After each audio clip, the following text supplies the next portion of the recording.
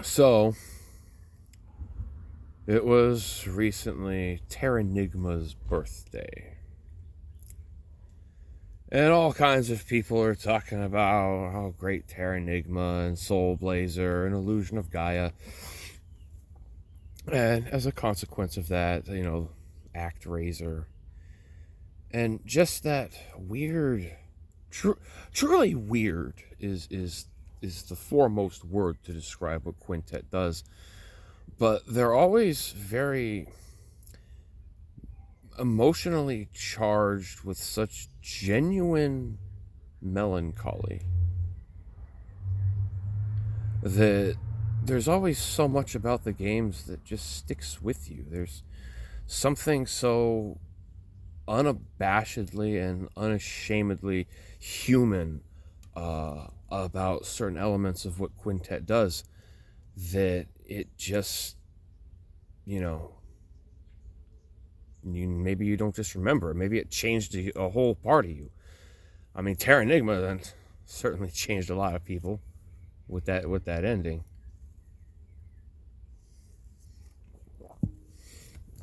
But I want to talk about a game that is made by Quintet staff under a different name, not directly associated with what some people call the Heaven and Earth trilogy of Soul Blazer, Illusion of Gaia, and Terra Enigma.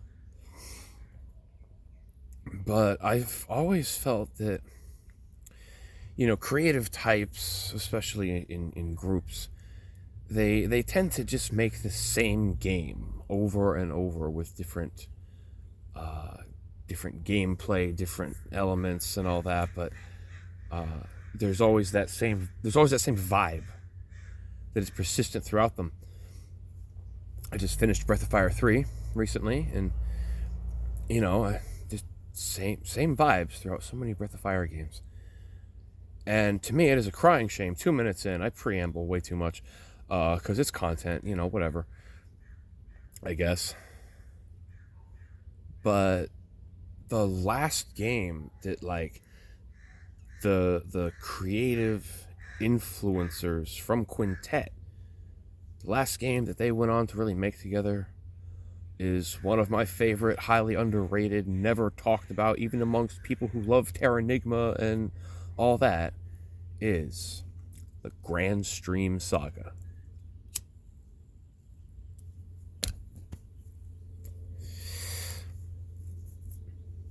This is, in my opinion, a pretty technically impressive game. It's one of the first fully 3D RPGs that had a frame rate that wasn't garbage. In fact, what I think is really impressive is that a lot of the time during battles and encounters, the game actually runs at 60 freaking frames per second. Not a lot of PS1 games could pull that off. But this was masterfully coded and designed to allow your real-time combat. You don't go to a battle screen and all that. It's real-time. Like, imagine Chrono Trigger battles, but real time on the PS1, and they take place behind your character. And the way I have always described it to people is that the combat in the Granstream Saga is Mike Tyson's Punch Out with swords and shields and magic. It's freaking dope. The camera's always behind you. You be circle strafing dudes. You can put up your shield, and you have 100% damage negation when you're blocking. It's not like I'm only gonna take chip damage.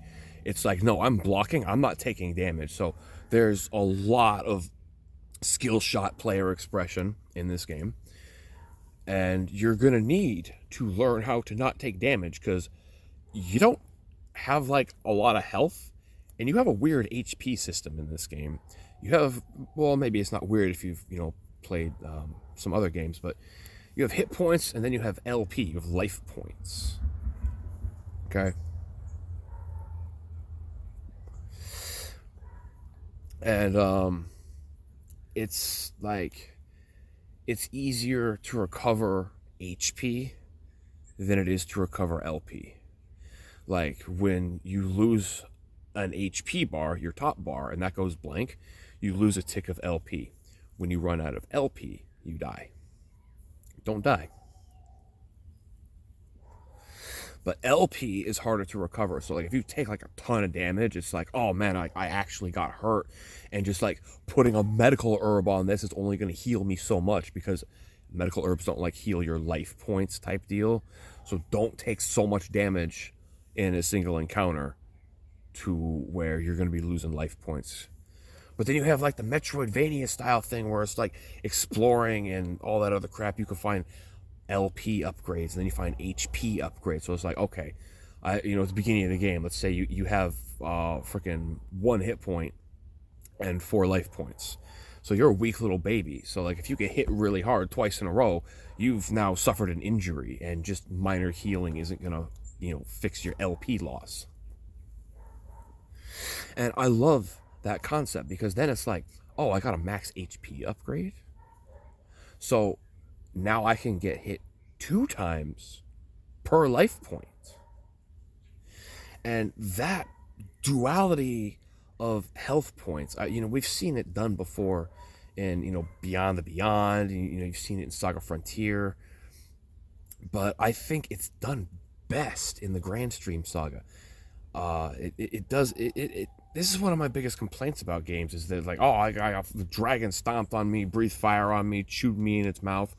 Drank a couple high potions. I'm in tip-top fighting shape. I'm ready to go in the Super Bowl, baby. Just like I've been training from day one. I'm in tip-top shape. If you get jacked up in a fight and lose half your life points, you ain't gonna be just quaffing some potion and now you're perfect again. You effed up and now you're missing life points. Don't screw up. And here's, I think, the biggest difficulty of this game, is that combat doesn't just give you money. You have to win battles without taking damage in order to have a magical little box rotate in front of you after battle as a product of the scepter that you wear on your hand. I'll get into the plot in a minute, because that's what I'm going to talk about the most. But you have to like win a fight without taking damage, and then a little magical box appears in front of you. And the whole point is to say, no, I don't want to open the magical Schrodinger's box. I don't want to know what's inside of it. And then you sequentially grind battles without taking damage. This is your incentive to fight, enemies that you've learned the patterns of. Again, Mike Tyson's Punch-Out. And chain a bunch of battles and don't take any damage. If you take even a single hit point worth of damage, you will break your treasure box chain. And basically the only way to earn money in this game is, I think it's 3 sequential battles, and then decide to open the magical gem box, and then it's like, oh, here's some money. And that is the only way to grind money. Otherwise, you have to suffice off of the money that you get from treasure chests and side quests and things like that. And I have played through the game without grinding money. It is possible. You actually do not need to grind money. But if you are one of those hardcore, I have to constantly strut my skills in battle all the time type of player, this game will reward you handsomely. If I think it's 8 sequential battles in a row, without using magic even, or something. Like, there's some pretty strict requirements. It's a weird chart. But if you get all the way up to the rainbow box at the very end of 9-10 sequential battles without getting hit once, then you start popping out mega elixirs that you can use mid-battle. You start popping out crazy equipment and stuff like that you don't need, but it's there if you're that kind of player. There's a lot of stuff to find and explore and customize your character with, and what I love is that all the shields and swords and body armors and all that, like an ease game, when you get all the last pieces and your character changes, every single different piece of equipment in this game has a different visual model. And some weapons have embedded special attacks in them that you have to do fighting game inputs to trigger them with, and they're pretty dope. They're pretty fun to try and get right. They're stupid powerful. I mean, we're talking like the Hadouken and the Dragon Punch in Mega Man X and Mega Man X2. If in the middle of this game that is not a fighting game per se, you do like a little, oh, look at that, left roll to right, back forward, and then attack. Oh, look, stuff happening now. It is a very fun game to play. The encounter rate isn't that bad. And it's a freaking good game, and I think that's one of the important things. A little tip for you, if you decide you just want to check this game out, there is fundamentally an easy mode for anyone to just breeze through this game. Never have to level grind, never have to buy anything. If you just want to check out the story, there's a side quest it's like throughout the game of where to locate the legendary almighty sword. And the cool thing is, the side quest doesn't unlock the sword's position in the world. It doesn't flag it and then make it accessible. It is always accessible. Because the legendary ultimate super secret hidden sword with 255 maximum attack power one-shots every enemy and boss in the game, basically, is in the basement of your house that you start the game in, and you can pick it up before you even fight the first enemy in the game. All you need to know is that when you're walking up the staircase from your basement, just face into the wall and examine it. Oh, I think it's like 2 stairs down from the top. Yeah, you just look at the wall and examine it. Oh, here's the ultimate sword. You can just play through the whole game with maximum attack power. You don't need to do anything else. I think they put that there for like game journalists, and they probably told them, like, by the way, the best sword is here. You just want to like get through the game and then take pictures with the regular equipment and not tell anyone you have the ultimate sword. But no, it's still there. You can just go get the ultimate sword at the very beginning of the freaking game. So again, play the game how you want. But it's the story and the world and the characters of the Granstream saga that make it so endearing. This came out in the era when you had to have anime cutscenes in your, RPG in order for it to be, relevant.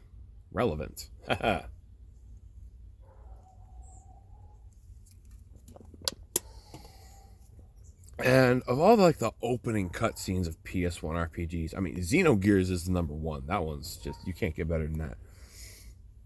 But I would definitely put the Granstream saga really high up there in terms of world building, right? Because it's like, this part of the world is so important to this game that they put it in an anime cutscene, right? So this is a big deal. And you see Eon, E-O-N, your red-haired, small ponytail, kind of like a more docile version of Rekka from Flame of Rekka, in my opinion. He's out there with his adoptive granddad, and they're out there to shave part of their floating island apart because the floating island is getting too heavy and the magical power that keeps it aloft is beginning to wane. And so they have to slowly shave off sections of the edge of their floating continent. And his granddad holds up one of the very few wind stones that are left in the world. And he cracks it in his hand like a glow stick and squeezes all the magical juice out of it and smashes it into the ground as a blade of wind 30 miles tall up and down cleaves an entire sliver straight off the edge of this continent. And as gravity begins to take hold in the root structures of trees and life keep it faintly aloft, Eon sees a small bird's nest in the prairie that is about to fall into the ocean, and he decides, no, I'm not going to stand and watch that happen. And so he runs out there to save some baby birds from their fate. Maybe there were more of them, but that's the one he saw. And when he sees something like that in front of him, he is not the type of man to just do nothing. Good man. And so, his grandfather scolds him, for doing something so foolish, and he's just like, saving innocent life isn't foolish, grandfather.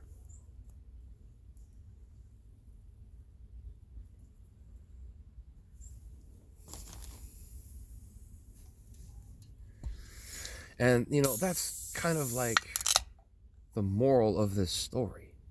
It's all about saving lives, like every quintet game is about, on a global scale in multiple lands. And then you meet the girl whose songs can re-enchant the magical energies that are waning in the eldritch crystalline cores of these 4 floating continents, the last remnants of a world locked and submerged under an ocean that they are now trying to prevent themselves from becoming. So Eon, he goes on a quest with magical songstress girl, and in the process is when he obtains the scepter. Beautiful, dark, aquatic green gemstone embedded in a golden crown around a white cloth fingerless glove with leather bands that go partway down the forearms, and it cannot come off, cannot be removed. The scepter has untold powers, beyond perhaps most people's comprehension. The scepter is able to recapitulate anything that it understands through its connection with the host that it is now being wielded by. And that's like early on when, you and the songstress girl are like trapped in a dungeon, and you find the bones of this old warrior and his armor and his sword and his shield that are broken and rusted and pitted and just completely useless. But when he touches them, the scepter records their information and then recreates them as if they were brand new and just made.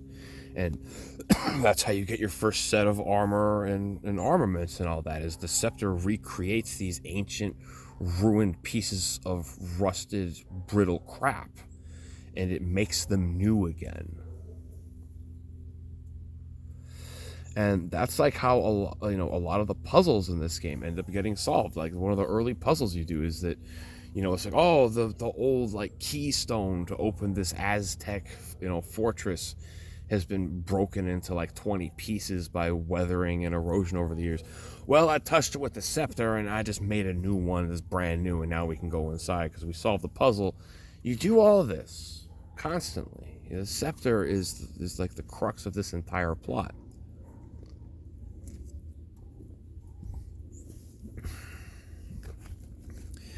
And I love that one cutscene when the evil frickin'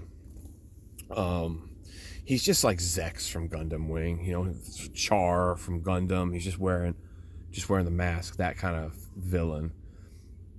When he captures you and puts you on his flying Death Star fortress thing, and then he's like, oh, these 4 elemental stones, are these the things your songstress must hold aloft to sing into to resonate with the islands?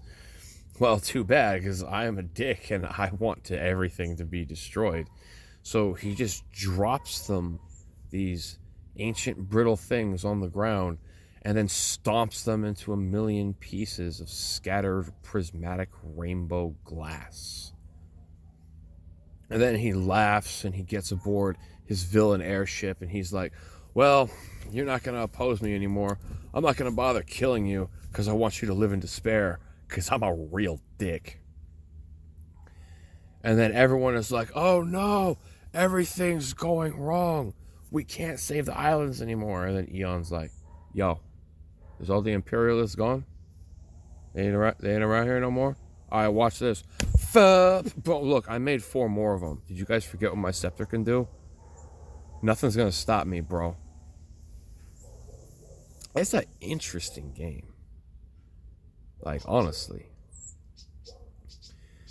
And where I think it becomes most interesting is that this entire story has been about saving precious life and preserving it, protecting it. But then at the very end, at the 11th hour, when the true evil shows up, and it's like, by the way, we made the scepter. Have you not questioned this thing this whole freaking time yet? Hasn't it occurred to you that what the scepter can do, like, really kind of like defies and breaks every single rule that your entire civilizations are bound to? Do you really understand what you've been doing this whole time?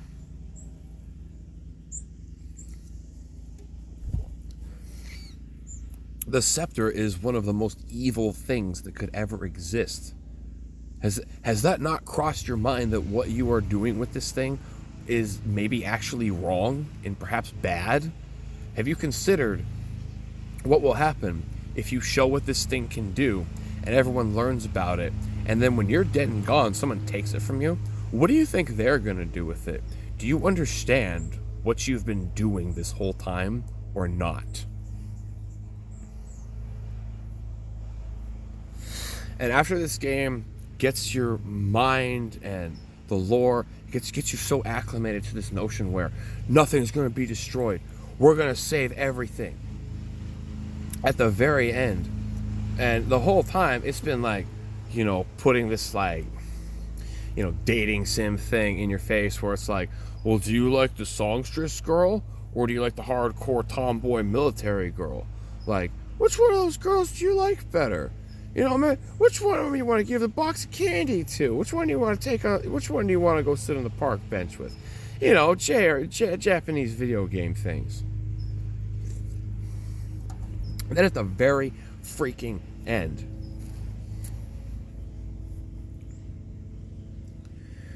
you have to sacrifice one of them.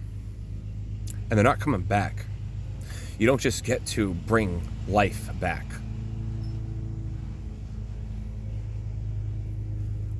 When a life is over, it's over. And that's what makes preserving it so important.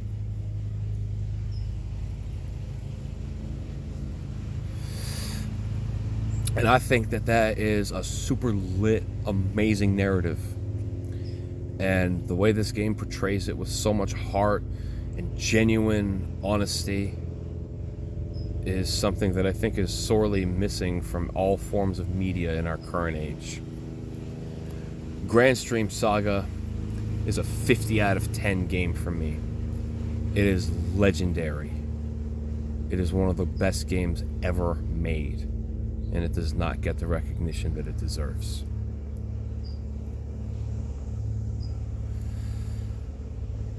That's just my opinion. You should play it for yourself. Go get the stupid ultimate sword at the very beginning of the game and just bust through it and play it like it's a visual novel. Who cares? Play it your way. It's your time. I don't care. I think you should maybe check out the Mike Tyson's Punch-Out Combat because it's pretty sweet. You know, check it out. But, you know, if you're not vibing with it, then just one-shot everything with the crazy Sephiroth katana. Who cares? Anyway, yeah. Thanks for listening. Appreciate y'all's time. God bless. I'm out. Play the Granstream Saga.